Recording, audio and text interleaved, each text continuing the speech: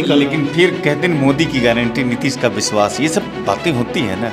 आदरणीय पवन जी पिछले बार लंबी शिकस्त से हराए और उनका टिकट काट के उनको टिकट दे दिया गया। इस बार बताया जा रहा है कि फिर पवन यादव एक हेडेक बने हुए हैं एनडीए के लिए। कि भाजपा का एक वर्ग आदरणीय पवन यादव जी के लिए लगे हुए हैं क्षेत्र में। लेकिन आपकी पार्टी भी कम मुश्किल में नहीं है, मेरा आपका अलायंस भी कम मुश्किल में नहीं है। बिहार में इस वक्त दो ही मुद्दे हैं बदलाव के। एक खेमा का ये मानना है या फिर एक दल का ये मानना है कि नीतीश कुमार के नेतृत्व में जो पिछले 20 वर्षों से सरकार चल रही है वो ठीक चल रही है और बिहार को बेहतर तरीके से खींच भी रही है। लेकिन तेजस्वी यादव का कहना है कि नौकरी, बेरोजगारी और भ्रष्टाचार, करप्शन, ये तमाम बड़े मुद्दे हैं बिहार में जो लोगों को परेशान कर रहा है, इसलिए सरकार बदलनी चाहिए। यानी कि परिवर्तन का जो मुद्दा है इस वक्त बिहार में वो पूरी तरह से वोटरों के जेहन में है, दिमाग में है।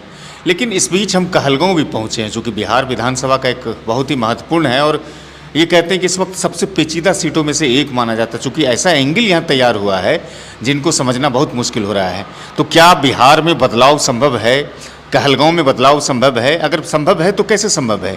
इन्हीं चीज़ों को हम जानने के लिए पहुँचे हैं। कहलगांव के जो राष्ट्रीय जनता दल के एक दिग्गज नेता हैं बासुकीनाथ यादव जी, राष्ट्रीय जनता दल से जुड़ाव है, इनका ताल्लुक है, इनका राष्ट्रीय परिषद के सदस्य भी हैं। समझते हैं कहलगांव की राजनीति और बिहार की राजनीति को। बिहार में आप देख ही रहे हैं कि परिवर्तन और बदलाव की बातें चल रही है। नीतीश कुमार की गारंटी, मोदी जी की गारंटी, लेकिन तेजस्वी यादव को ये गारंटी स्वीकार नहीं होता है। और आप भी चूँकि राजद से हैं, कहलगांव के लिए तैयारी भी आपने किया था, तो ये बताइए कि बिहार की राजनीति में बदलाव कितना संभव है और कैसे संभव है? आप विधानसभा चुनाव को कवर कर रहे हैं और आज पहली बार आपसे मुलाकात है। पहले तो आपके चैनल को मेरी ओर से ढेर सारी बधाई, क्योंकि बहुत लोगों से मुलाकात हुई थी, आपसे संयोगवश नहीं हुआ था। आपने बिहार में बदलाव कैसे संभव है वो प्रश्न आपने किया है। तो आप शुरू से देख रहे होंगे कि आदरणीय तेजस्वी यादव जी, राहुल गांधी जी वोट अधिकार यात्रा के दौरान जो भीड़ उमड़ी थी वो स्पष्ट संकेत दे रही थी कि बिहार बदलाव चाहती है, इसमें कोई संशय नहीं है। इसको आप माने या ना माने और लोग माने या ना माने उससे कोई विषय नहीं है, लेकिन सच यही है, लोग 20 साल में ऊब चुके हैं और लगता है कि नीतीश कुमार थके हुए मुख्यमंत्री हैं। लेकिन बासुकी जी, जब भी आप थके हुए की बात करते हैं, तेजस्वी यादव भी करते हैं, तो फिर वही बात आ जाती है कि 20 साल में नीतीश कुमार ने बिहार को यहाँ तक खींच दिया और तेजस्वी यादव के ऊपर में, उनके पिताजी के ऊपर में भारतीय जनता पार्टी और जदयू यही आरोप लगाती है कि क्या बिहार को उसी दौर में लौटाना चाहते हैं जब अपहरण, फिरौती, लूट, हत्या, जिसको जंगल राज कहते हैं, वो लोग बार बार। अपने शासनकाल अगर उनका माना जाए तो वो 17 महीना था ना, तो वो 17 महीना में जो उन्होंने काम किया है वो देश दुनिया को पता है। तो आप मुख्यमंत्री तेजस्वी जी बनने जा रहे हैं, तो आप तेजस्वी जी के शासन कुशासन का कंपैरिजन करेंगे ना। लालू जी को मुख्यमंत्री नहीं बनना है, मुख्यमंत्री तेजस्वी जी को बनना है। तेजस्वी जी ने क्या किया? अगर तेजस्वी जी के 17 महीने के कार्यकाल में उन पे कोई आरोप है या भ्रष्टाचार का आरोप हो या किसी भी तरीके का आरोप हो तो कहाँ बता पा रहे इस बात को? साफ शब्दों में आप कहिए कि बदलाव के क्या हो सकते हैं कारण? क्या करप्शन हो सकता है? मुख्यमंत्री नीतीश कुमार का थका हुआ शरीर हो सकता है, पलायन हो सकता है, बेरोजगारी हो सकता है। कारण क्या हो सकता है बदलाव का? बिहार की जनता तेजस्वी की तरफ तभी शिफ्ट कर पाएंगे ना जब उनको भरोसा होगा, बिलीव होगा कि नहीं ये बेहतर शासन व्यवस्था लागू करेंगे। कारण तो आप अपने बयान में ही स्पष्ट कर दिए, मुझे बताने की जरूरत मैं पूछ रहा नहीं, आप तो खुद बोल रहे हैं कि थके हुए मुख्यमंत्री हैं, पलायन की समस्या है, भ्रष्टाचार की समस्या है, अफसरशाही चरम पर है। आप एक खुद बोल रहे हैं, वही तो है, सच वही है जो आपके मुंह से निकल। लेकिन फिर कहते हैं मोदी की गारंटी, नीतीश का विश्वास, ये सब बातें होती है ना।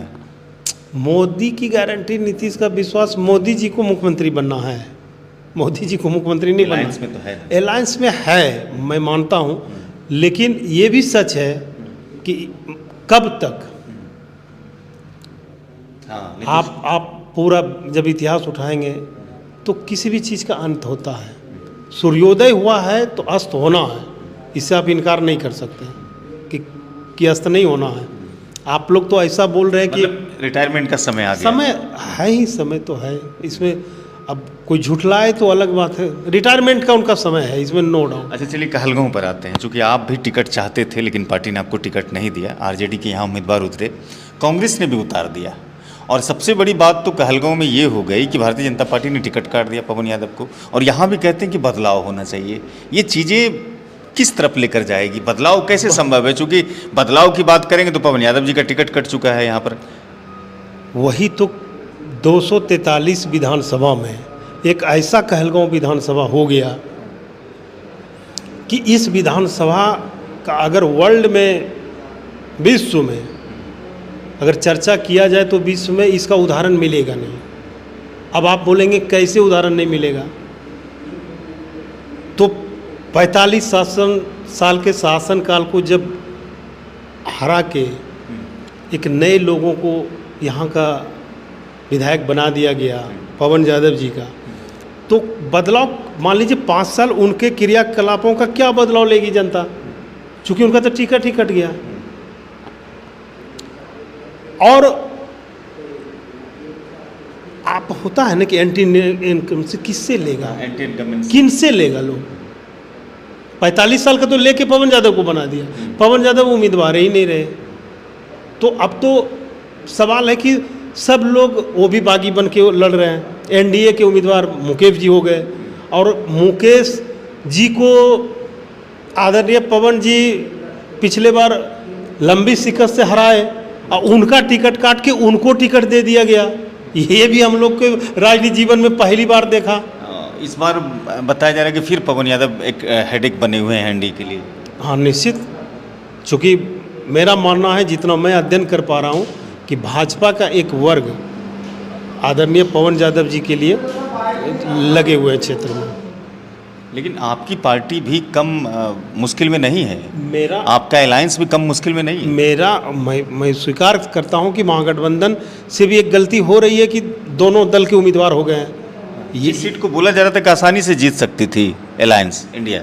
यस, दोनों उम्मीदवार के पहले जब तक उम्मीदवारी फाइनल नहीं हुई थी तो सेफ जोन मान के चल रहे थे लोग। एक चीज़ मैं जानना चाहूँगा और भी, चूँकि कहते हैं कांग्रेस का यह सीट रहा है बहुत दिनों से, और उसके बाद फिर राष्ट्रीय जनता दल ने अपने उम्मीदवार को उतारा है, तो खासतौर से जो एमवाई का समीकरण है, मुस्लिम और यादव जो वोटर हमेशा से करते रहे हैं इंडिया गठबंधन को, वो कहाँ शिफ्ट होगा?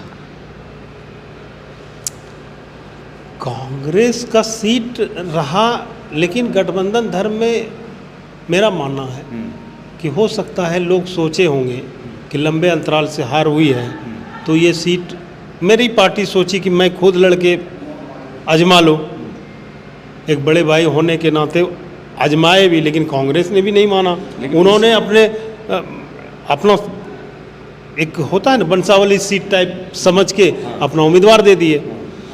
तो आप एमवाई समीकरण का बात नहीं है। महागठबंधन में सारे हमारे तेजस्वी जी तो A to Z की बात करते हैं, सारे लोग जुड़े हुए हैं, ऐसी बात नहीं है। हाँ कन्फ्यूजन है, वो मानता हूँ मैं, लेकिन एमवाई में सिमट के रख देना महागठबंधन को, इससे हम इत्तेफाक नहीं रखते। एक आखिर में सवाल करेंगे, जो आत्मविश्वास कॉन्फिडेंस आप लोगों का वोटर अधिकार यात्रा में देखा जा रहा था, वो इस वक्त कहलगांव में नहीं देखा जा रहा है, और आप कितने यकीन के साथ कह सकते हैं कि यहाँ से महागठबंधन के प्रत्याशी चाहे कांग्रेस हो या फिर राजद हो सीट निकाल लेंगे? कॉन्फिडेंस जगता है, लगता है?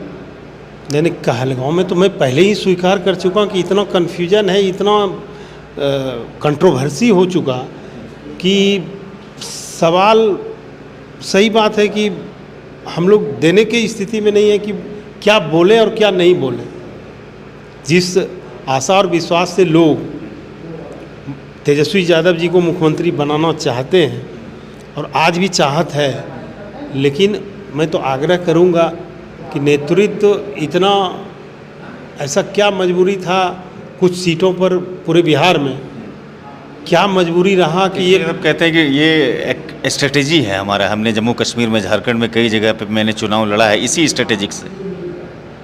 ये बात कब बोले उन्होंने? बोलते हैं रेड माइक को, उन्होंने माइक जब इंटरव्यू दिया था, सौरभ शुक्ला ने उनका इंटरव्यू किया, जो पहले एनडीटीवी में पत्रकार थे, मैंने सुना उनको। तो ये जो फ्रेंडली फाइट या स्ट्रेटेजी है, चूँकि आप पॉलिटिक्स करते हैं, आपको यकीन होता है? ये अगर नेताजी बोले हैं तो उनका अंदरूनी मामला होगा, मैं उस चीज़ को नहीं समझ पा रहा हूँ। तब जैसे आपने कहा टिकट वाली बात, तो कि क्यों नहीं मिला, हाँ, तो आपको क्यों नहीं मिला?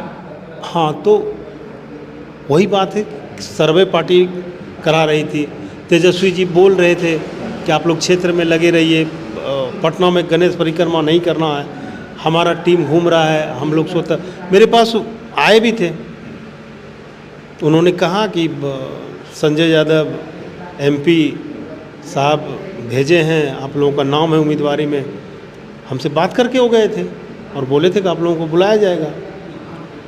अब बुलाया नहीं गया, अब सर्वे का क्या पैमाना था, नहीं आपका सर्वे इतना कमज़ोर था? कमज़ोर कैसे कह सकते हैं? सर्वे में बात तो उन्होंने मुझसे की है, अब सर्वे कमज़ोर था ताकतवर था इस पे हम नहीं बोलेंगे, लेकिन हम लोगों को बुलाया नहीं गया और सर्वे का कुछ पार्टी का पैमाना होगा जिसमें हम सेलेक्ट नहीं कर पाए होंगे। मैं यही समझ के चुप हो गया कि पार्टी का जो सर्वे का अंदाज होगा शायद उसमें हम फिट नहीं बैठ रहे हैं, तो पार्टी से भी कोई शिकवा शिकायत नहीं है। जब हम उसके अंदाज में फिट ही नहीं कर पाए तो किस बात का शिकायत? तो क्या अब पार्टी के साथ हैं या फिर अब जैसे बागी वगैरह हो रहे हैं उसी तरह का मूड मिजाज बना है? अच्छा, एक चीज़, अगर मैं बागी होता या पार्टी से कोई शिकवा शिकायत होती तो मैं क्या निर्दलीय चुनाव लड़ा क्या, या मैं पार्टी के खिलाफ कुछ बोल रहा हूँ क्या, या मैं पार्टी के खिलाफ प्रचार कर रहा हूँ क्या? मैं पार्टी के साथ हूँ। मतलब पार्टी के साथ? हाँ, मैं मानता हूँ कि उनका जो सर्वे का पैमाना होगा उसमें मैं फिट नहीं बैठा, मैं यही मान लिया। यही मानते हैं। चलिए, बहुत बहुत शुक्रिया, आपने समय दिया सिटी टाइम्स को, इसके लिए बहुत शुक्रिया। आपका भी बहुत बहुत धन्यवाद। आज पहली बार हम लोग मिले और मैं आशा रखता हूँ कि आप जैसे इंसान से बहुत देर से मुलाकात हुई, मैं ईश्वर से चाहूँगा कि आपसे अब जीवन भर मुलाकात होते रहे। बहुत बहुत धन्यवाद। बासुकीनाथ यादव को सुना, जो राष्ट्रीय जनता दल के नेता हैं, कहलगांव में एक अच्छी पैठ मानी जाती है, इस बार चुनाव लड़ना चाहते हैं। फिलहाल इस वीडियो को लोगों तक पहुंचाइएगा और साथ में हमारे चैनल को सिटी टाइम्स को यूट्यूब पर सब्सक्राइब नहीं किया तो सब्सक्राइब कीजिएगा, फेसबुक पर वीडियो देखिएगा तो वहाँ पेज को फॉलो कीजिएगा, लाइक कीजिएगा और इस बातचीत को लेकर के जो कुछ सोचते हैं तो कमेंट सेक्शन में आप अपनी राय रखिएगा। मुझे सुनने के लिए शुक्रिया। कैमरे के पीछे सभी मेहनत कर रहे हैं।